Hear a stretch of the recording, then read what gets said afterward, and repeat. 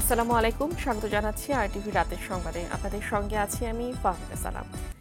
গণহত্যার দায়ে শেখ হাসিনা সহ সকল অপরাধীর ফাঁসির দাবি জানিয়েছে বৈষম্য বিরোধী ছাত্র আন্দোলন। স্বৈরাচার পতনের 1 মাস পূর্তিতে শহীদী মার্চ কর্মসূচিতে এমন দাবি সহ 5টি দাবি জানিয়েছেন সমন্বয়করা। দ্রুত রাষ্ট্র পুনর্গঠনের রোডম্যাপ ঘোষণা করতে সরকারের প্রতি আহ্বানও জানান সমন্বয়করা। ঢাকা বিশ্ববিদ্যালয়ের রাজু ভাস্কর্য থেকে শুরু হওয়া শহীদী মার্চ কর্মসূচিতে অংশ নেয় হাজারো জনতা। আশিকুল আলম জানাচ্ছেন বিস্তারিত। গেল জুলাই আগস্ট মাসে বৈষম্য বিরোধী ছাত্র আন্দোলনের সরকার পতনের এক দফা দাবি আদায়ের কর্মসূচি ছিল শান্তিপূর্ণ। আন্দোলন চূড়ান্ত রূপ পেলে ছাত্র জনতার উপর নির্বিচারে গুলি চালানো হয়। এতে নিহত হয় হাজারো মানুষ। জনরোষানলে দেশ ছেড়ে ভারতে পালান স্বৈরশাসক শেখ হাসিনা। গণ অভ্যুত্থানে স্বৈরাচারী শেখ হাসিনার পতনের 1 মাস পার হয়েছে। হাজারো শহীদের স্মরণে বৈষম্য বিরোধী ছাত্র আন্দোলনের আয়োজনে ছাত্র জনতার শহীদী মার্চ কর্মসূচি। ঢাকা বিশ্ববিদ্যালয়ের সন্ত্রাস বিরোধী রাজু ভাস্কর্যের সামনে থেকে শহীদী মার্চের পদযাত্রা শুরু করেন শিক্ষার্থীরা। এতে ঢাকা বিশ্ববিদ্যালয় সহ ঢাকার বিভিন্ন বিশ্ববিদ্যালয়, কলেজ, কারিগরি, মাদ্রাসা ও স্কুলের শিক্ষার্থী সহ সাধারণ মানুষ অংশ নেয়। শহীদী মার্চে গণহত্যাকারীদের বিচার সহ 5 দফা দাবি তুলে ধরেন সমন্বয়করা। গণহত্যাকারীদের দ্রুত গ্রেপ্তার করে বিচার শুরু করতে হবে। আমাদের দ্বিতীয় দাবি, শহীদ পরিবারদের আর্থিক ও আইনি সহযোগিতা দ্রুত নিশ্চিত করতে হবে। শহীদী মার্চে যোগ দেয়া নিহতের স্বজনরা আর্থিক ও আইনি সহায়তা বাস্তবায়নে সরকারকে দ্রুত ব্যবস্থা নেয়ার দাবি জানান।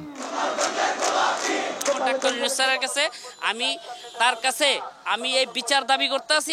সরকার এই ধরনের কোমল শিশুদেরকে যে নির্যাতিত না করুক। শহীদ পরিবার যারা নাকি কেস মামলা করছে তারা যদি কোনোভাবে হয়রানি না হয়। ভারতে বসে শেখ হাসিনা দেশকে অস্থিতিশীল করতে পায়তারা করছে এমন অভিযোগে হুঁশিয়ারি দেন অনেকে। সার্বভৌমত্বটাকে নিশ্চিত করার জন্য যা যা করার দরকার করতে হবে, আমরা তাদের সাথে আছি। এই নতুন প্রজন্মকে আমরা ইন্সপায়ার করার জন্য, সাহস দেওয়ার জন্য, প্রেরণা দেওয়ার জন্য এসেছি। 2 নম্বরে কাজ করবে তারা হচ্ছে এই দেশের শত্রু, খুনি হাসিনার দোসর, এবং তারাই হচ্ছে পা চাটা কুত্তা। যেখানে কোনো দুর্নীতি থাকবে না, যেখানে কোনো অন্যায় থাকবে না, যত খুনি আছে সবাইকে ধরা হোক। যারা গণহত্যা চালিয়েছে তাদের বিষয়ে অবশ্যই বিচার করতে হবে। অনেক মায়ের কোল খালি হয়েছে, তো এটার জন্য তো সর্বোচ্চ শাস্তি কি মৃত্যুদণ্ড। অবশ্যই মৃত্যুদণ্ড চাই আমরা। রাজু ভাস্কর্য থেকে শুরু হওয়া শহীদী মার্চ শেষ হয় শহীদ মিনারে। এ সময় শিক্ষার্থীরা দুর্নীতিমুক্ত বাংলাদেশ গড়ার কথা জানান। স্বৈরশাসকের পতনের 1 মাসের মাথায় বৈষম্য বিরোধী ছাত্র আন্দোলনের শহীদী মার্চ কর্মসূচি থেকে তাদের মূল দাবি ছিল যে ছাত্র জনতার উপর যে গণহত্যা চালানো হয়েছে সেই হত্যাকারীদের বিচারের আওতায় আনা এবং যে বৈষম্য বিরোধী বাংলাদেশ গঠনে সবাইকে ঐক্যবদ্ধভাবে কাজ করা। শহীদী মার্চ কর্মসূচি থেকে আশিকুল আলম, আরটিভি। গণভবনকে জুলাই অভ্যুত্থান স্মৃতি জাদুঘর হিসেবে প্রতিষ্ঠা করা হবে বলে জানিয়েছেন যুব ও ক্রীড়া উপদেষ্টা আসিফ মাহমুদ। এছাড়া সম্পূর্ণ বিচার নিশ্চিত না হওয়া পর্যন্ত ফ্যাসিবাদীদের পুনর্বাসন কিংবা রাজনীতি করার কোনো সুযোগ থাকছে না বলেও জানান তিনি। উপদেষ্টা পরিষদের বৈঠক শেষে সন্ধ্যায় ফরেন সার্ভিস একাডেমিতে সংবাদ সম্মেলনে এসব কথা বলেন তিনি। বিস্তারিত মাইদুর রহমান রুবেলের রিপোর্টে। ছাত্র জনতার গণ অভ্যুত্থানের মুখে 5 আগস্ট দেশ ছেড়ে পালিয়ে যান শেখ হাসিনা, যার মাধ্যমে অবসান ঘটে আওয়ামী লীগের টানা প্রায় 16 বছরের শাসনের। ছাত্র জনতার আন্দোলনে হাজারের অধিক মানুষের মৃত্যুর ঘটনাকে স্মৃতি হিসেবে জাতির সামনে তুলে ধরতে গণভবনকে জাদুঘরে পরিণত করার সিদ্ধান্ত নিয়েছে উপদেষ্টা পরিষদ। গণভবন মানুষের জন্য উন্মুক্ত থাকবে বলেও জানান তিনি। সংবাদ সম্মেলন করে সেই খবরই জানালেন উপদেষ্টা আসিফ মাহমুদ। এই জুলাই গণ অভ্যুত্থানের স্মৃতিকে, শহীদদের স্মৃতি এবং বিগত ফ্যাসিবাদী সরকারের আমলে যত অন্যায় অবিচার হয়েছে সবকিছুর স্মৃতি সংরক্ষণ করার জন্য গণভবনকে জুলাই গণ অভ্যুত্থান স্মৃতি জাদুঘর হিসেবে প্রতিষ্ঠা করা হবে। ছাত্র জনতার আন্দোলনে মানুষ হত্যার দায়ে আওয়ামী লীগকে উদ্দেশ্য করে তিনি বলেন, যে দল বা জোট বাংলাদেশে ফেসিবাদ কায়েম করেছিল তারা আর ফিরতে পারবে কিনা তার সিদ্ধান্ত নেবে জনগণ। ছাত্র জনতার অভ্যুত্থানের ভিত্তিতে গঠিত একটি সরকার। আমরা মনে করি বিচারের আগ পর্যন্ত, সম্পূর্ণ বিচার নিশ্চিত না হওয়া পর্যন্ত ফ্যাসিবাদীদের পুনর্বাসনের আর কোনো সুযোগ নেই। রাজনৈতিক দল কিংবা রাজনৈতিক জোট বাংলাদেশে ফ্যাসিবাদ প্রতিষ্ঠা করেছিল, তারা রাজনীতি করতে পারবে কি পারবে না এই প্রশ্নটা আমরা জনগণের কাছে ছেড়েছি। এই আন্দোলনে শহীদ পরিবারের সদস্যদের নিয়ে অন্তর্বর্তীকালীন সরকার কাজ করছে, আর আহতদের দীর্ঘমেয়াদী চিকিৎসার ব্যবস্থা সরকার নেবে বলেও জানান আসিফ। একই সাথে বন্যায় ক্ষতিগ্রস্তদের জন্য ত্রাণ কার্যক্রমের পাশাপাশি প্রতিটি পরিবারকে পুনর্বাসনের জন্য শিগগিরই কার্যক্রম শুরু হবে বলেও জানান এই উপদেষ্টা। মাইদুর রহমান রুবেল, আরটিভি, ঢাকা। ভারতে অবস্থান করা সাবেক প্রধানমন্ত্রী শেখ হাসিনাকে নিয়ে বেশ কিছু মন্তব্য করেছেন বাংলাদেশের অন্তর্বর্তী সরকারের প্রধান ডক্টর মোহাম্মদ ইউনূস। ভারতের সংবাদ মাধ্যম পিটিআইকে দেয়া এক বিশেষ সাক্ষাৎকারে ইউনূস বলেন, বাংলাদেশ ফেরত না যাওয়া পর্যন্ত ভারতে অবস্থানকালে শেখ হাসিনার চুপ থাকা উচিত। ভারতে বসে শেখ হাসিনার বিভিন্ন রাজনৈতিক বিবৃতি দেওয়ার বিষয়েও কথা বলেন অধ্যাপক ইউনূস। ইমতিয়াজ আহমেদের রিপোর্ট। ভারতে বসে বাংলাদেশ সম্পর্কে হাসিনার সাম্প্রতিক রাজনৈতিক বক্তব্য বিবৃতিকে অবন্ধুসুলভ আচরণ বলে উল্লেখ করেছেন বাংলাদেশের অন্তর্বর্তী সরকারের প্রধান ডক্টর ইউনূস। বাংলাদেশে ফিরে না আসা পর্যন্ত শেখ হাসিনাকে চুপ থাকার পরামর্শ দেন তিনি। বুধবার সংবাদ মাধ্যম পিটিআই এ প্রকাশিত বিশেষ সাক্ষাৎকারে ডক্টর ইউনূস বলেন, ভারত যদি শেখ হাসিনাকে নিজের দেশে রাখতে চায় তবে শেখ হাসিনাকে মন্তব্য করা থেকে বিরত থাকতে হবে।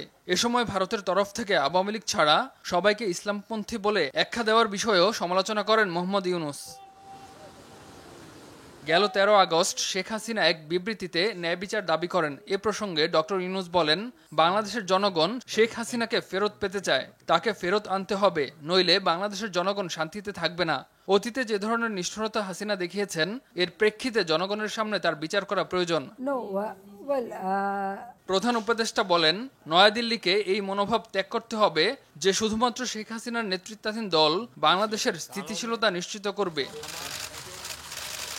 এ সময় ভারত বাংলাদেশের বর্তমান উত্তেজনাপূর্ণ সম্পর্কের উন্নতির জন্য উভয় দেশের একসাথে কাজ করার প্রয়োজনীয়তার উপরও জোর দেন শান্তিতে নোবেলজয়ী ডক্টর ইউনূস। ইমতিয়াজ আহমেদ, আরটিভি।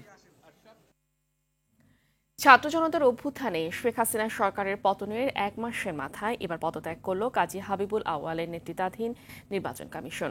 রাষ্ট্র সংস্কারের অংশ হিসেবে এই সিদ্ধান্ত জানিয়ে বিদায়ী সিইসি বলেন, নির্বাচন সুষ্ঠু নিরপেক্ষ করতে শুধু নির্বাচন কমিশন সংস্কার করলে হবে না, নির্বাচন ব্যবস্থাও ঢেলে সাজাতে হবে।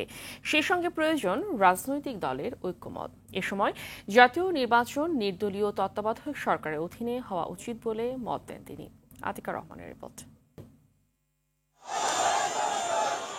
গত 5 আগস্ট ছাত্র জনতার গণ অভ্যুত্থান, আওয়ামী লীগ সরকারের পতন এবং অন্তর্বর্তীকালীন সরকারের দায়িত্ব নেওয়ার পর থেকেই আলোচনায় উঠে আসে কাজী হাবিবুল আউয়ালের নেতৃত্বে নির্বাচন কমিশনের পদত্যাগের বিষয়টি। কমিশন বেশ কয়েকদিন আগেই পদত্যাগের প্রস্তুতি নিয়ে রাখে। অবশেষে সংবাদ সম্মেলন করে পদত্যাগ করল পুরো কমিশন। আমি সহ মাননীয় কমিশনারগণ দেশের পরিবর্তিত বিরাজিত অবস্থায় পদত্যাগ করতে মনস্থির করেছি। বিদায়ী প্রধান নির্বাচন কমিশনার বলেন, তারা সব দলের অংশগ্রহণে নির্বাচন করতে চাইলেও একপক্ষীয় নির্বাচন হয়েছে। নির্বাচন যেহেতু একদলীয় ছিল, কাজে এই নির্বাচনকে সরকারিভাবে প্রভাবিত করার কোনো আবশ্যকতাও কার্যত ছিল না। নির্বাচন দলের ভেতরেই হয়েছে। উপনির্বাচন সহ জাতীয় সংসদের মোট 318টি আসনে কমিশন নির্বাচন করেছে।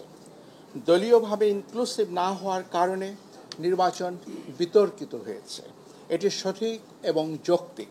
সরকার বারবার বলছেন, ব্যাপক সংস্কারের মাধ্যমে নির্বাচন ব্যবস্থাকে ঢেলে সাজাতে হবে। নির্বাচন বারংবার ব্যর্থ হওয়ার প্রকৃত সত্য কারণ এই কথাটির মধ্যেই নিহিত। সংসদ নির্বাচন গ্রহণযোগ্য করতে তত্ত্বাবধায়ক সরকারের অধীনে নির্বাচন করার পরামর্শ দেন সিইসি। নির্বাচন প্রক্রিয়ায় প্রযুক্তির ব্যবহার অপটিমাইজ করতে পারলে আমাদের ধারণায় এটি ভবিষ্যতের জন্য উত্তম হবে। অধিকন্তু প্রতিটি সাধারণ নির্বাচন নির্দলীয় তত্ত্বাবধায়ক সরকারের অধীনে অনুষ্ঠিত হলে উদ্দেশ্য অর্জন আরও সুনিশ্চিত হতে পারে।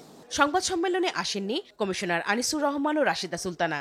এর আগে সকাল 11টা থেকে 11:30 পর্যন্ত নির্বাচন কমিশনের বিভিন্ন বিভাগের কর্মকর্তাদের সঙ্গে সংক্ষিপ্ত বৈঠক করে বিদায় নেন কমিশন। 2022 সালে 26 ফেব্রুয়ারি কাজী হাবিবুল আওয়াল কমিশন দায়িত্ব নেয়। তাদের অধীনে দ্বাদশ সংসদ নির্বাচন অনুষ্ঠিত হয়। আতিকা রহমান, RTV, ঢাকা। নির্বাচনের নামে কুকীর্তির মধ্য দিয়ে গণতন্ত্র ও সংবিধান ধ্বংস করে শেখ হাসিনার সরকারকে বৈধতা দেওয়ার অপরাধে রাকিব, হুদা ও আউয়াল কমিশনকে আদালতে কাঠগড়ায় দাঁড় করানোর দাবি জানিয়েছে বিএনপি। দলটির সিনিয়র যুগ্ম মহাসচিব রুহুল কবির রিজভী এ দাবি জানান। আর দলটির চেয়ারপারসনের উপদেষ্টা জয়নুল আবেদিন ফারুকের অভিযোগ, স্বৈরাচারের সহযোগীরা এখনও রাষ্ট্রের বিভিন্ন জায়গায় বসে দেশ ও জনগণের বিরুদ্ধে ষড়যন্ত্র করে যাচ্ছে। রাজধানীতে আলাদা অনুষ্ঠানে এসব কথা বলেন তারা। রিপোর্ট করছেন জায়েদ রহমান। এখানে আমন্ত্রণ জানিয়েছি আপনারা। নয়াপল্টনে বিএনপির কেন্দ্রীয় কার্যালয়ে রাজধানীর কৃষিবিদ ইনস্টিটিউট দখলের সংবাদকে মিথ্যা ও ভিত্তিহীন দাবি করে এই সংবাদ সম্মেলনের আয়োজন করে এগ্রিকালচারিস্ট অ্যাসোসিয়েশন অব বাংলাদেশ। 4 ও 5 আগস্ট তারিখে কৃষিবিদ ডক্টর আব্দুর রাজ্জাক এবং কৃষিবিদ বাহাউদ্দিন নাসিমের নেতৃত্বে কৃষিবিদ ইনস্টিটিউশনের সামনে রাস্তায় প্রকাশ্যে অস্ত্রধারীদের অবস্থান করতে দেখা যায় এবং হাজার হাজার কৃষিবিদদের তোপের মুখে পড়ে তারা পরে পালিয়ে যান। এ সময় বিএনপির সিনিয়র যুগ্ম মহাসচিব রুহুল কবির রিজভী বলেন, সাংবিধানিক দায়িত্ব পালন না করে স্বৈরাচার শেখ হাসিনার আজ্ঞাবহ হয়ে দায়িত্ব পালন করেছে নির্বাচন কমিশন। সাংবিধানিক প্রতিষ্ঠানের প্রধান হিসাবে তারা যে শপথ নিয়েছিলেন সেই শপথ ভঙ্গ করে তারা যেমন সংবিধানের যে নির্দেশনাবলী সেটাকেও তারা যেমন লঙ্ঘন করেছেন, তেমনি এই গণতন্ত্রকে ধ্বংস করার ক্ষেত্রেও তারা ভূমিকা পালন করেছেন। প্রত্যেকেই দায়ী, তাদেরকেও কাঠগড়ায় দাঁড় করানো উচিত। জাতীয় প্রেস ক্লাবে ইউথ ফোরাম আয়োজিত আরেক অনুষ্ঠানে জয়নুল আবেদিন ফারুক অভিযোগ করেন, আওয়ামী লীগের সুবিধাভোগীরা এখনো প্রশাসন সহ বিভিন্ন জায়গায় ঘাপটি মেরে বসে আছে। ডক্টর ইউনূস সরকারকে রাজনৈতিকভাবে হেয় প্রতিপন্ন করার চক্রান্ত চলছে। শেখ হাসিনার বান্ধবীরা এখনো বিভিন্ন মন্ত্রণালয়ের দায়িত্ব নিয়ে বসে আছে। এদিকে নিজ চেম্বারে ব্যারিস্টার কায়সার কামাল বলেন, শেখ হাসিনার ফ্যাসিজমকে বৈধতা দিয়েছিল বিগত 3টি নির্বাচন কমিশন। শেখ হাসিনার ক্ষমতা নবায়নের এজেন্ট হিসেবে কাজ করেছে।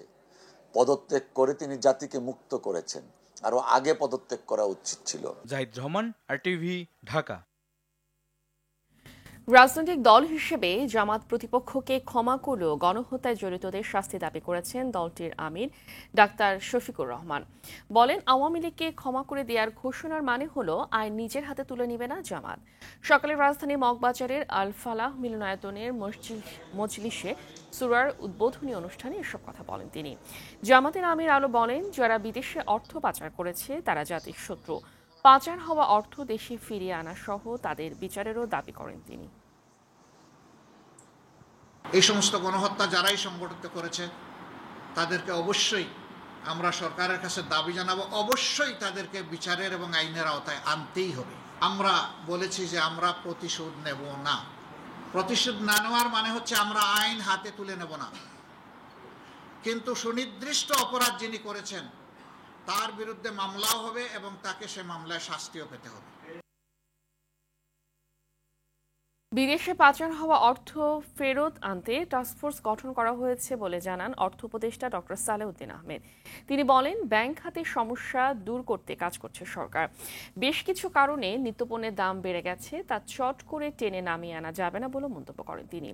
অর্থ উপদেষ্টা জানান, দাম কমাতে আলু পেঁয়াজের শুল্ক কমানো হয়েছে। আরও জানাচ্ছেন বিপুল দেব রায়। শেখ হাসিনা সরকার পতনের পর দায়িত্ব নেয় অন্তর্বর্তী সরকার। দায়িত্ব নেয়ার 18 দিনেই দেশের নানা খাতে সংস্কার দৃশ্যমান বলে জানান অর্থ উপদেষ্টা ডক্টর সালেউদ্দিন আহমেদ। দুপুরে অর্থ মন্ত্রণালয়ে বাইং হাউসের প্রতিনিধিদের সঙ্গে বৈঠক শেষে তিনি বলেন, পাচার হওয়া অর্থ ফিরিয়ে আনতে টাস্কফোর্স গঠনের নির্দেশ দেওয়া হয়েছে। খেলাপি ঋণের ব্যাপারে অ্যাকশন নেওয়া হচ্ছে। যেসব ব্যাংকের প্রবলেম ছিল ওসব ব্যাংকের আপনারা দেখছেন রিঅর্গানাইজ করা হচ্ছে। লিকুইডিটি প্রবলেম ছিল সেগুলি নিয়ে সলভ করছে গভর্নর। তবে আমরা অলরেডি বলে দিচ্ছি একটা টাস্কফোর্স হবে অর্থ আনার জন্য। তারপরে আপনার সংস্কারের ব্যাপারে আমরা কথাবার্তা বলছি, এগুলো একটা দৃশ্যমান। নিত্যপণ্যের দাম কমাতে পেরেছেন কিনা এমন প্রশ্নের জবাবে অর্থ উপদেষ্টা বলেন, দাম সহনীয় না হওয়ার অনেকগুলো কারণ রয়েছে। আলু আর পেঁয়াজের ট্যারিফ কমিয়ে দিয়েছি, আর ওগুলি যদি এনশিওর করে, বিশেষ করে মাছ, মাংস, ডিম, আমরা বাজার মনিটর করার কথা বলেছি। কোনো ক্রমেই জানি ওরা ইনপুট বেড়ে যায়, ফিডের দাম বেড়ে যায়, ওটার ইফেক্টটা যেন ভোক্তার উপর না পড়ে। অর্থ উপদেষ্টা জানান আলু পেঁয়াজের শুল্ক কমানো হয়েছে। এছাড়া মাছ, মাংস ও ডিমের দাম কমাতে বাজার মনিটরিং করা হবে। টাস্ক ফোর্স হচ্ছে তো। বিপুল দেবরাই, RTV, ঢাকা। আর্থিক প্রতিষ্ঠান থেকে নেয়া বেক্সিমকো গ্রুপের কি পরিমাণ ঋণ আছে তা জানতে চেয়ে রুল জারি করেছে হাইকোর্ট। সেই সাথে বেক্সিমকো গ্রুপের সম্পদ রক্ষণাবেক্ষণের রিসিভার নিয়োগেও রুল জারি করা হয়। 4 সপ্তাহের মধ্যে বাংলাদেশ ব্যাংককে রুলে জবাব দিতে বলা হয়েছে। অথরা ইয়াসমিনের রিপোর্ট। সাবেক প্রধানমন্ত্রী শেখ হাসিনার বেসরকারি বিনিয়োগ বিষয়ক উপদেষ্টা সালমান এফ রহমানের মালিকানাধীন প্রতিষ্ঠান বেক্সিমকো। এ গ্রুপের সব প্রতিষ্ঠান জব্দ করে দেখাশোনা করতে রিসিভার অর্থাৎ তত্ত্বাবধায়ক নিয়োগের প্রশ্নের রুল জারি করেন হাইকোর্ট। রিট আবেদনের প্রাথমিক শুনানি শেষে বিচারপতি AKM আসাদুজ্জামান ও বিচারপতি মোহাম্মদ মাহবুবুল ইসলামের হাইকোর্ট বেঞ্চ এ রুল জারি করেন। বাংলাদেশ ব্যাংক যাতে বেক্সিমকো ফার্মাসিউটিক্যাল লিমিটেড এবং অন্য সকল বিজনেস প্রতিষ্ঠান মানে ব্যবসায়িক প্রতিষ্ঠান অফ বেক্সিমকো গ্রুপ এবং সালমান এফ রহমানের মালিকানাধীন প্রতিষ্ঠানের লোন সংক্রান্ত ব্যাপারে তথ্য প্রদান করেন, কেন তথ্য প্রদান করবেন না সেই মর্মে রুল জারি করা হয়েছে এবং নির্দেশনা হিসেবে প্রদান করা হয়েছে যে রিসিভার অ্যাপয়েন্টমেন্ট করার জন্য বেক্সিমকো গ্রুপের প্রতিষ্ঠানগুলোর কি পরিমাণ বকেয়া ঋণ রয়েছে তা জানাতে বাংলাদেশ ব্যাংককে কেন নির্দেশ দেওয়া হবে না তা জানতে চেয়েও রুল জারি করা হয়। পদক্ষেপ নিতে বলা হয়েছে যে যাতে বিদেশ থেকে পাচারকৃত অর্থ এই বেক্সিমকো গ্রুপের ফেরত আনার জন্য ব্যবস্থা গ্রহণ তারা করে এবং এই মর্মে যাতে 4 সপ্তাহ পরে একটি রিপোর্টও দাখিলের জন্য বলা হয়েছে। বাংলাদেশ ব্যাংককে এই নির্দেশনা বাস্তবায়ন করতে বলা হয়েছে। বাংলাদেশ ব্যাংক অন্য সকল ব্যাংক থেকে তথ্য নিয়ে তারপর রিপোর্টটি সাবমিট করবে। অধরা ইয়াসমিন, RTV, ঢাকা। বিগত সময়ের মতো আগামীতেও রূপগঞ্জের মানুষের সেবা করার ঘোষণা দিয়েছেন IFIC ব্যাংকের সাবেক চেয়ারম্যান, LR গ্রুপের চেয়ারম্যান ও RTVর পরিচালক লুৎফর রহমান বাদল। বিকেলে দীর্ঘ 10 বছর পর নিজ এলাকা নারায়ণগঞ্জের রূপগঞ্জের তারাবোতে ফিরে এই ঘোষণা দেন তিনি। এ সময় বিভিন্ন শিল্পপতি, রাজনীতিবিদ ও সাধারণ মানুষের ঢল নামে। পরে লুৎফর রহমান বাদলকে দেয়া হয় গণসংবর্ধনা। দীর্ঘ 10 বছর স্বৈরাচার সরকারের নির্যাতন ও মামলার শিকার হয়ে দেশ ত্যাগ করেছিলেন লুৎফর রহমান বাদল।